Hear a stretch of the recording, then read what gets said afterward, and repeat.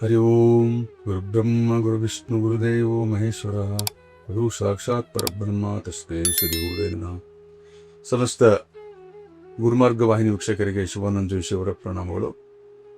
ಇವತ್ತಿನ ವಿಷಯದಲ್ಲಿ ಜುಲೈ ತಿಂಗಳ ಮಾಸ ಭವಿಷ್ಯವನ್ನು ತೆಗೆದುಕೊಂಡು ಬಂದಿದ್ದೇನೆ. ಮುಖ್ಯವಾಗಿ ಋಷಭ ರಾಶಿಯ ಭವಿಷ್ಯ.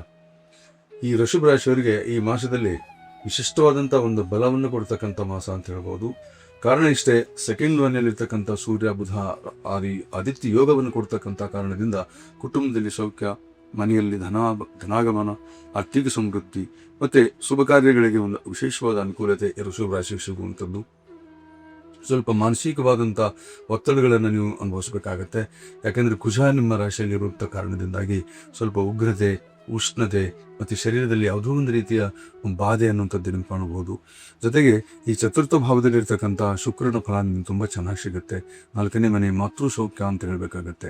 ಮಾತೃ ಸೌಖ್ಯದಿಂದ ಮಾತೃ ಆರೋಗ್ಯದಲ್ಲಿ ಸಮೃದ್ಧಿ ಮತ್ತು ಹಣಕಾಸಿನಲ್ಲಿ ಸಮೃದ್ಧಿ ಅಂತಕ್ಕಂಥದ್ದು ಕಾಣುತ್ತೆ. ಮತ್ತು ತಾಯಿಯಿಂದ ಧನಲಾಭವನ್ನು ಪಡೆಯುವಂಥ ಯೋಗ ಅನ್ನುವಂಥದ್ದು ಕಾಣುತ್ತೆ. ಅಂದರೆ ಸ್ವಲ್ಪ ತಾಯಿಯಲ್ಲಿ ಯಾವುದೋ ಒಂದು ಕ್ಲೇಶವನ್ನು ಕಾಣುವಂಥದ್ದು ಹೇಗಿದೆ, ಅವರ ಆರೋಗ್ಯ ಅಥವಾ ಅವರಲ್ಲಿ ಇರ್ತಕ್ಕಂಥ ಯಾವುದೋ ಒಂದು ಸಣ್ಣ ಪುಟ್ಟ ತಲೆಗೆ ಸಂಬಂಧಪಟ್ಟಂಥದ್ದು, ಮೈಗ್ರೀನ್ ಅಂತ ಹೇಳ್ತೀವಿ, ಈ ಥರ ಎಲ್ಲ ಸಮಸ್ಯೆ ಸ್ವಲ್ಪ ತಾಯಿಗೆ ಬರುವಂಥದ್ದು, ಅಥವಾ ಗರ್ಭಕ್ಕೆ ಸಂಬಂಧಪಟ್ಟಂಥ ವಿಷಯ ಅಂದರೆ ಗರ್ಭಕೋಶದಲ್ಲಿ ಸ್ವಲ್ಪ ಯಾವುದೋ ಒಂದು ನ್ಯೂನ್ಯತೆಗಳನ್ನು ಕಾಣ್ತಕ್ಕಂಥದ್ದು, ಇದೆಲ್ಲವೂ ಸ್ವಲ್ಪ ಕಾಣುವಂಥದ್ದಿದೆ ಮಾತೃಸ್ಥಾನಕ್ಕೆ.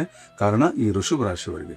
ಹಾಗೆ ಲಾಭಸ್ಥಾನದಲ್ಲಿರ್ತಕ್ಕಂಥ ಶನಿ ವಿಶೇಷವಾದ ಧನಲಾಭವನ್ನು ಕೊಡ್ತಾನೆ. ವಾಹನದಲ್ಲಿ ಧನಲಾಭ, ಪ್ರವಾಸದಲ್ಲಿ ಧನಲಾಭ, ಮತ್ತು ನೀವು ಯಾವುದನ್ನು ನಿರೀಕ್ಷೆ ಮಾಡ್ತಾರೋ ನಿರೀಕ್ಷಿತವಾದಂಥ ಫಲ ಸಿಗುವಂಥ ಯೋಗಿದೆ. ಯಾಕಂದರೆ ನೀವು ಅಂದುಕೊಂಡ ಕಾರ್ಯವನ್ನು ಲಾಭದಿಂದ ಪ್ರಾಪ್ತಿ ಆಗುತ್ತೆ. ಅರ್ಥಾರ್ಥಿ ಏನಂದರೆ ಸುಮ್ಮನೆ ನಿಮಗೆ ಬರುವುದಿಲ್ಲ, ಸ್ವಲ್ಪ ಕಷ್ಟಪಡಬೇಕಾಗುತ್ತೆ. ಕಾರಣ ಕರ್ಮಕಾರಕ ಅನ್ನುವಂಥದ್ದು ಹೇಳ್ತೀವಿ ನಾವು. ಈ ಕರ್ಮಕಾರಕ ಶನಿ ನಿಮ್ಮ ಆರ್ಥಿಕ ಸಮೃದ್ಧಿಯ ಜೊತೆಗೆ ಬರುವಂಥ ಮಾರ್ಗವನ್ನು ಓಪನ್ ಮಾಡ್ತಾನೆ. ಈ ತಿಂಗಳಲ್ಲಿ ನಿಮಗೆ ಹಣಕಾಸಿನ ಮಾರ್ಗ ತುಂಬ ಚೆನ್ನಾಗಿ ಓಪನ್ ಮಾಡ್ತಾನೆ. ಇಂಥ ಒಂದು ಕಾರಣದಿಂದ ಸೆಕೆಂಡ್ ಹೌಸಲ್ಲಿ ಇರ್ತಕ್ಕಂಥ ಸೂರ್ಯ ಥರ್ಡ್ ಹೌಸಿಗೆ ಬರ್ತಕ್ಕಂಥ ಸಂದರ್ಭ ತುಂಬ ಚೆನ್ನಾಗಿರುತ್ತೆ. ಯಾಕಂದರೆ ಈ 3ನೇ ಮನೆಗೆ ಸೂರ್ಯ ಬಂದಾಗ ಏನಾಗುತ್ತೆ, ಬಂಧು ವರ್ಗದಲ್ಲಿ ಇರ್ತಕ್ಕಂಥವ್ರು ಅಂದರೆ ಈಗ ನಿಮ್ಮ ಚಿಕ್ಕಪ್ಪ ಅಂತ ಹೇಳ್ಬೋದು, ತಂದೆಯ ತಮ್ಮ ಅಂತ ಹೇಳ್ಬೋದು, ಇಂಥ ಈ ಚಿಕ್ಕಪ್ಪಂದಿರ ಸಂಬಂಧಗಳಲ್ಲಿರ್ಬೋದು, ಇಂಥವರೆಲ್ಲ ಜನ ಸ್ವಲ್ಪ ಹೆಲ್ಪ್ ಮಾಡ್ತಕ್ಕಂಥದ್ದು, ಅಥವಾ ತಮ್ಮನೇ ನಿಮ್ಗೆ ಹೆಲ್ಪ್ ಮಾಡುವಂಥದ್ದು, ತಮ್ಮನಿಗೆ ನಿಮ್ಮ ಬಗ್ಗೆ ಒಂದು ಒಳ್ಳೆ ಗೌರವ ಕೊಡ್ತಕ್ಕಂಥವನಾಗ್ತಾನೆ. ಇಂಥ ಒಂದು ಯೋಗ. ಯಾಕಂದರೆ ಅಲ್ಲಿ ರಾಜಯೋಗ ಅನ್ನುವಂಥದ್ದು ಕಾಣುತ್ತೆ. 3ನೇ ಮನೆಯಲ್ಲಿ ಗುರು ಮತ್ತು ಸೂರ್ಯ ಬರುವಂಥ ಯೋಗ. ಇಂಥ ಒಂದು ಯೋಗದಿಂದ ನಿಮ್ಮ ಆರ್ಥಿಕ ಸಮೃದ್ಧಿಯ ಜೊತೆಗೆ ಮಾನ ಸನ್ಮಾನಗಳು ಅನ್ನುವಂಥದ್ದು ಕೂಡ ಕಾಣ್ತಾ ಇದೆ. ಈ ಸನ್ಮಾನಗಳನ್ನು ಕಾಣುವುದು 16 ತಾರೀಕಿನ ಒಳಗಡೆ. 16 ನಂತರ ಸ್ವಲ್ಪ ಗುರುಬಲ ಬರುವಾಗ ಏನಾಗ್ಬಿಡುತ್ತೆ, ಗುರುಬಲ ಅನ್ನುವಂಥದ್ದು ಸದ್ಯಕ್ಕೆ ನಿಮ್ಗೆ ಇಲ್ಲ. 3ನೇ ಮನೆಯಲ್ಲಿ ಗುರು ಇರೋದ್ರಿಂದ ಗುರುಬಲ ಸಿಗೋದಿಲ್ಲ. ಆದರೆ ಸೂರ್ಯ ಬರೋದ್ರಿಂದ ಈ ಗುರು ಮತ್ತು ಸೂರ್ಯನ ಸಂಬಂಧ ರಾಜಯೋಗವನ್ನು ಪ್ರಾಪ್ತಿ ಮಾಡಿಕೊಡುತ್ತೆ. ಇಂಥ ಒಂದು ಯೋಗಕ್ಕೆ ನೀವು ಭಾಗೀಂದ್ರಾಗ್ತೀರಿ, ಆದರೆ ಸಂಘರ್ಷದಿಂದ ಆಗ್ತೀರಿ. ಕಾರಣ ಇಷ್ಟೇ, ನೀವು ಕಷ್ಟಪಡದೇನೆ ಸಿಗೋದಿಲ್ಲ ಅಂತ. ಸೂಕ್ಷ್ಮವಾಗಿ ಆಕಸ್ಮಿಕವಾಗಿ ಬಂದ್ಬಿಡುತ್ತೆ ಧನ ಅನ್ನುವಂಥ ಯೋಗ ಬಹಳ ಕಡಿಮೆ ಅಂತ ಹೇಳ್ಬೋದು. ಯಾವಾಗ ಈ ರಾಹು ನಿಮಗೆ ಕರ್ಮಸ್ಥಾನದಲ್ಲಿ ಇರ್ತಾನೋ, ಆ ಕರ್ಮಸ್ಥಾನದಲ್ಲಿ ಇರ್ತಕ್ಕಂಥ ರಾಹು ನಿಮಗೆ ಕೆಲಸದ ಒತ್ತಡಗಳನ್ನು ಕೊಡ್ತಾನೆ. ವಿದೇಶದಲ್ಲಿ ಕೆಲಸ ಮಾಡೋ ಯೋಗ ಕೊಡ್ತಾನೆ, ದೊಡ್ಡ ಅವಕಾಶಗಳನ್ನು ಕೊಡ್ತಾನೆ. ಇಂಥ ಕೆಲಸ ಇದೆ, ಹೋಗ್ಬೇಕು, ಆದರೆ ಸ್ವಲ್ಪ ಕೌಟುಂಬಿಕ ಸಮಸ್ಯೆ, ಹೋಗ್ಬೇಕೋ ಬೇಡವೋ, ಇಂಥ ಹಿಂಜರಿಕೆಗಳನ್ನು ಕಾಣುವಂಥ ಯೋಗ ಇದೆ. ಬರುವಂಥ ಅವಕಾಶನ ನೀವು ತಪ್ಪಿಸಿಕೊಳ್ಳುವಂಥ ಪ್ರಯತ್ನ ಮಾಡಬೇಡಿ. ಮತ್ತು ಈ ಯಾವುದಾದ್ರೂ ಒಂದು ರೀತಿಯ ಅಂದರೆ ಈಗ ಎಕ್ಸ್ಪೋರ್ಟ್ ಬಿಸ್ನೆಸ್ಸನ್ನು ನೀವು ಮಾಡುವಂಥ ಉದ್ದೇಶ ಹೊಂದಿದ್ದರೆ, ಅಂದರೆ ಬೇರೆ ಕಡೆ ಟ್ರಾನ್ಸ್ಫರ್ ಮಾಡ್ತಕ್ಕಂಥದ್ದು, ಈ ಥರದ ಉದ್ದೇಶಗಳನ್ನು ಹೊಂದಿದ್ದರೆ ಖಂಡಿತ ಉತ್ತಮ ಇದೆ. ಆದರೆ ಸರ್ಕಾರಿ ನೌಕರಸ್ಥರಿಗಿಂತಲೂ ಖಾಸಗಿ ನೌಕರಸ್ಥರಿಗೆ ಈ ಮಾಸದಲ್ಲಿ ತುಂಬ ಲಾಭ ಅಂತಕ್ಕಂಥದ್ದು. ಸರ್ಕಾರಿ ನೌಕರಸ್ಥರಿಗೂ ಇದೆ, ಆದರೆ ಒತ್ತಡದ ಕೆಲಸ ಅಂತ ಹೇಳಬೇಕಾಗುತ್ತೆ. ಕೆಲಸದಲ್ಲಿ ಇನ್ನೇನು ನಿಮಗೆ ಪ್ರಮೋಷನ್ ಸಿಗಬೇಕು, ಒಳ್ಳೆ ಲಾಭ ಸಿಗುತ್ತೆ, ಅಂದರೆ ನಿಮಗೆ ಹಣಕಾಸಿನ ಗ್ರೋತ್ ಆಗುತ್ತೆ, ಇದೆಲ್ಲವೂ ಕೂಡ ನಿಮಗೆ ಕಂಡು ಬಂದರೂ ಕೂಡ ಅದೇ ರೀತಿ ಒತ್ತಡ ಕೂಡ ಇರುತ್ತೆ. ಮಾನಸಿಕ ಒತ್ತಡಕ್ಕೆ ನೀವು ಬೆಳಗುವಂಥದ್ದು ಹೋಗಿದೆ. ಬುಧಾದಿತ್ಯ ಯೋಗದ ವಿಷಯವಾಗಿ ಕುಟುಂಬದಲ್ಲಿ ಆಹ್ಲಾದಕರ ವಾತಾವರಣ ಇರೋದರಿಂದ ವೃಷಭ ರಾಶಿಯವರು ಸ್ವಲ್ಪ ಸಮಾಧಾನವಾಗಿರ್ತೀರಿ. ಎಲ್ಲ ಒಂದು ಕಡೆ ನಿಮ್ಮ ಮಗ ಒಳ್ಳೆಯವನಾಗ್ತಾನೆ, ಮಗನ ಕೆಲಸದಲ್ಲಿ ಸಮೃದ್ಧಿ ಆಗುತ್ತೆ, ಕುಟುಂಬದಲ್ಲಿ ಯಾರೋ ಒಬ್ಬರು ಏನೋ ಒಂದು ಗ್ರೋತ್ ಮಾಡ್ತಾ ಇದ್ದಾರೆ ಅನ್ನುವಂಥ ಸಂತೋಷ ನಿಮಗೆ ಇರುತ್ತೆ. ಮತ್ತೆ ಈ ಆರೋಗ್ಯ ದೃಷ್ಟಿಯಲ್ಲಿ ಸ್ವಲ್ಪ ನೀವು ಗಮನ ಕೊಡ್ತಕ್ಕಂಥ ಯೋಗ ಮಾಡ್ಕೊಳ್ಳಿ. ಯಾಕೆಂದ್ರೆ ಆರೋಗ್ಯಾಧಿಪತಿ ಕೇತು ಜೊತೆ ಇದ್ದಾನೆ, ಅಂದ್ರೆ ಷಷ್ಠಾಧಿಪತಿ ಕೇತು ಜೊತೆ ಬರುವಾಗ ಏನಾಗ್ಬಿಡುತ್ತೆ, ಆರೋಗ್ಯದಲ್ಲಿ ಎಲ್ಲೋ ಒಂದು ಕಡೆ ನರಗಳಿಗೆ ಸಂಬಂಧಪಟ್ಟಂಥವ್ರು ದೋಷ ಆಗುವಂಥದ್ದು, ಶುಕ್ರ ಶಕ್ತಿಯಲ್ಲಿ ಕಡಿಮೆ ಆಗತಕ್ಕಂಥದ್ದು, ದೌರ್ಬಲ್ಯ ಅಂತಕ್ಕಂಥ ಹೇಳ್ತೀವಿ. ಜೊತೆಗೆ ಈ ಬಟ್ಟೆ ವ್ಯಾಪಾರ ಮಾಡ್ತಕ್ಕಂಥವ್ರಿಗೆ, ಬಟ್ಟೆಯ ಅಥವಾ ಅಂದರೆ ಈಗ ಗಾರ್ಮೆಂಟ್ಸ್ ಬಿಸ್ನೆಸ್ ಇರುವಂಥದ್ದು ಇರ್ಬೋದು, ಅಥವಾ ಯಾವುದೋ ಕ್ಲಾಸ್ ಸ್ಟೋರ್ಗಳನ್ನು ಮಾಡಿದವರು ಇರ್ಬೋದು, ಇವರು ಸ್ವಲ್ಪ ಯಾವುದೋ ಕಡೆಯಿಂದ ನಷ್ಟ ಆಗುವಂಥದ್ದು ಸೂಚನೆ ಕಾಣ್ತಾ ಇದೆ. ಕಾರಣ ಏನಂದರೆ, ಈ ಕೇತು ಸೂರ್ಯನ ಮನೆಗೆ ಬಂದುಬಿಡ್ತಾನೆ. ಈ ಸೂರ್ಯನ ಮನೆಗೆ ಬಂದಾಗ ಸೂರ್ಯ ಸ್ವಲ್ಪ ಸೆಕೆಂಡ್ ಹೌಸಿಂದ 3ನೇ ಹೌಸಿಗೆ 16 ತಾರೀಕು ಪರಿವರ್ತನೆ ಆಗ್ತಾ ಇದ್ದಾನೆ. ಫಲ ಇದ್ರೂ ಸಹ ಕೇತುವಿನ ಕೆಲಸ ಮಾಡಲೇಬೇಕು. ಯಾಕಂದರೆ ವೈರಾಧಿಪತಿ 6ನೇ ಮನೆ ಅಧಿಪತಿ ಇರ್ತಕ್ಕಂಥ ಶುಕ್ರನ ಜೊತೆ ಕುತ್ಕೊಂಡಿರಾಗಿ ಷಷ್ಠ ಭಾವ ಅಂತಕ್ಕಂಥದ್ದು ಈ ರಿಪುಋಣ ಅಂತಕ್ಕಂಥದ್ದು ಕಾಣುತ್ತೆ, ರೋಗ ಅಂತಕ್ಕಂಥದ್ದು ಕಾಣುತ್ತೆ. ಈ ರೋಗ ಅನ್ನುವಂಥದ್ದು ಶಾರೀರಿಕವಾಗಿ ಮತ್ತು ಗಾಂಭೀರ್ಯವಾದಂಥ ಅಧಿಕಾರಗಳನ್ನು ಕಾಣ್ತಕ್ಕಂಥ ಯೋಗ ಆಗುತ್ತೆ. ಹಾಗಾಗಿ ಸ್ವಲ್ಪ ಈ ವೃಷಭ ರಾಶಿಯವರು ಆರೋಗ್ಯದ ಕಡೆ ಗಮನ ಕೊಡಿ. ಉದರ ವ್ಯಾಧಿಯನ್ನು ಕಾಣುವಂಥ ಯೋಗ ಇದೆ. ಹೊಟ್ಟೆಗೆ ಸಂಬಂಧಪಟ್ಟಂಥ ರೋಗದ ಕಡೆ ಗಮನ ಕೊಡಿ. ಯಾವುದಾದ್ರೂ ನಿಮಗೆ ಊಟದ ವ್ಯತ್ಯಾಸಗಳಾಗುವಂಥದ್ದು ಆಗ್ಬೋದು, ಇದನ್ನು ಸ್ವಲ್ಪ ಗಮನ ಕೊಟ್ಟು ಹೋಗಿ. ಕಾರಣ ಅಂದರೆ ಸರಿಯಾದ ಸಮಯಕ್ಕೆ ಊಟ, ಸರಿಯಾದ ಸಮಯಕ್ಕೆ ನಿದ್ರೆ, ಸರಿಯಾದ ಸಮಯ ಯೋಗ ಅಥವಾ ಧ್ಯಾನ, ಇದೆಲ್ಲೂ ಕೂಡ ನೀವು ಬದ್ಧವಾಗಿ ಮಾಡ್ಕೊಂಡು ಹೋದಾಗ ನಿಮ್ಮ ಆರೋಗ್ಯದಲ್ಲಿ ಬದಲಾವಣೆ ಕಾಣ್ತೀರಾ ಮತ್ತು ನೀವು ನಿಯಂತ್ರಣ ಮಾಡ್ಕೋಬಹುದು, ರೋಗವನ್ನು ತಡೆಗಟ್ಟಬಹುದು. ಒಂದು ವೇಳೆ ನೀವು ಇದನ್ನು ಮಾಡದೇ ಇದ್ದ ಪಕ್ಷದಲ್ಲಿ ಯಥೇಚ್ಛವಾದ ರೀತಿಯಲ್ಲಿ ನಡ್ಕೊಂಡಾಗ ಏನಾಗುತ್ತೆ, ಹೆಚ್ಚಿನ ರೀತಿಯಲ್ಲಿ ನಿಮಗೆ ಅಲ್ಲಿ ವೇದನೆ ಅಂತಕ್ಕಂತಾಗತ್ತೆ. ಅದರಲ್ಲೂ ಉದರ ವ್ಯಾಧಿ ಅನ್ನುವಂಥದ್ದು ಮತ್ತು ನರಗಳಿಗೆ ಸಂಬಂಧಪಟ್ಟಂತೆ ವ್ಯಾಧಿ ಕಾಣುವಂಥದ್ದಿದೆ. ಹಾಗಾಗಿ ತಾವು ಗಮನಿಸಿ.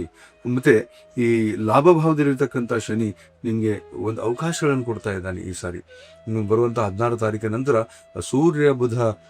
ಸೂರ್ಯ ಮತ್ತು ಗುರು ಮತ್ತು ಶನಿಯ ನವಪಂಚಮು ಸಂಯೋಗ ಆಗ್ತಕ್ಕಂಥ ಒಂದು ಯೋಗ ಕಾಣ್ತಕ್ಕಂಥದ್ರಿಂದ ನಿಮಗೆ ವಿಶೇಷವಾದ ಲಾಭಗಳನ್ನು ಕಾಣುವಂಥದ್ದು ಯೋಗ ಇದೆ. ಒಂದು ಅವಕಾಶ ಎಂಥದ್ದು ಬರುತ್ತಂದರೆ, ಒಂದು ಸಡನ್ಲಿ ಒಂದು ಆಪರ್ಚುನಿಟಿ ಬರುವುದು ವೃಷಭ ರಾಶಿಯವರು, ಏನೋ ಒಂದು ಆಗಿಬಿಡುತ್ತೆ ಅಂತ. ನಾನು ಹೇಳ್ತಕ್ಕಂಥದ್ದಿಷ್ಟೇ, ಕುಟುಂಬಕ್ಕೆ ಸಂಬಂಧಪಟ್ಟಂಥ ಒತ್ತಡದಲ್ಲಿ ತಾವು ಒಳ್ಳೆ ಅವಕಾಶನ ಮಿಸ್ ಮಾಡ್ಕೋಬೇಡಿ ಅಂತ ವೃಷಭ ರಾಶಿಯವರಿಗೆ ಕೊಡುವಂಥ ಸಲಹೆ. ಈಗೇನಾದ್ರೂ ನೀವು ಮಿಸ್ ಮಾಡಿಕೊಂಡ್ರೆ ಅದಕ್ಕೆ ಭಾಗ್ಯ ಬಂತು, ಆದರೆ ಬುದ್ಧಿ ಇರಲಿಲ್ಲ ಅನ್ನೋ ಯೋಗ ಬೇಡ.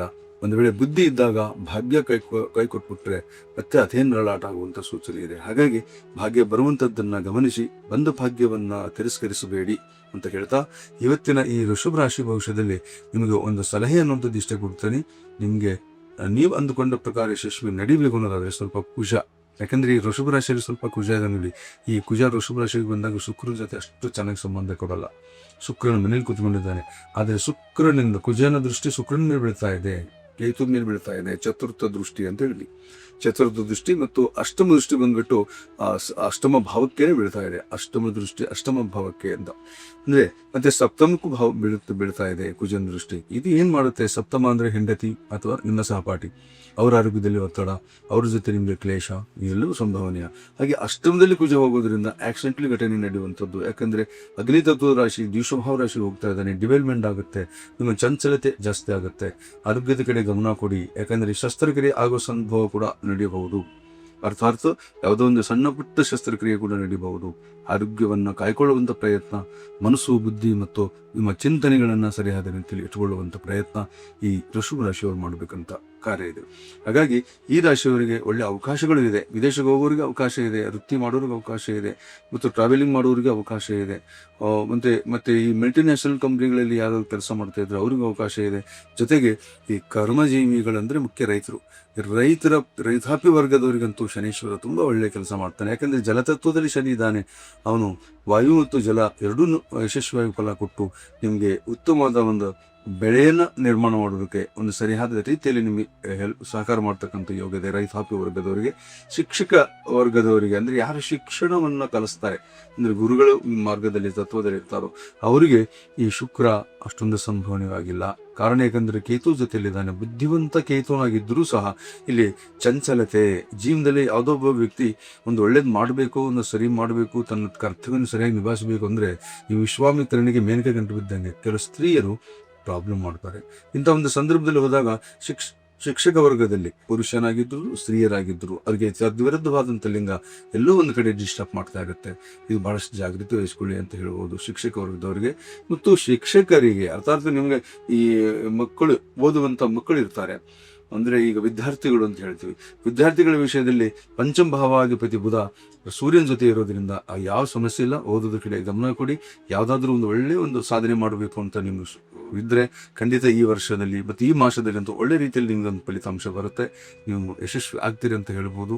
ಜುಲೈ ಮಾಸದ ಭವಿಷ್ಯದಲ್ಲಿ ನೀವು ಮಾಡಬೇಕಾಗಿದ್ದಷ್ಟೇ, ನಿಮ್ಮಲ್ಲಿ ನಂಬಿಕೆಯನ್ನು ಕಳ್ಕೋಬೇಡಿ. ಫಸ್ಟ್ ಆಗಿ ನಿಮ್ಮಲ್ಲಿ ನೀವು ನಂಬಿಕೆ ಕಳ್ಕೋಬೇಡಿ, ಜೊತೆಗೆ ಬಂದ ಅವಕಾಶಗಳನ್ನ ಮಿಸ್ ಮಾಡ್ಕೋಬೇಡಿ.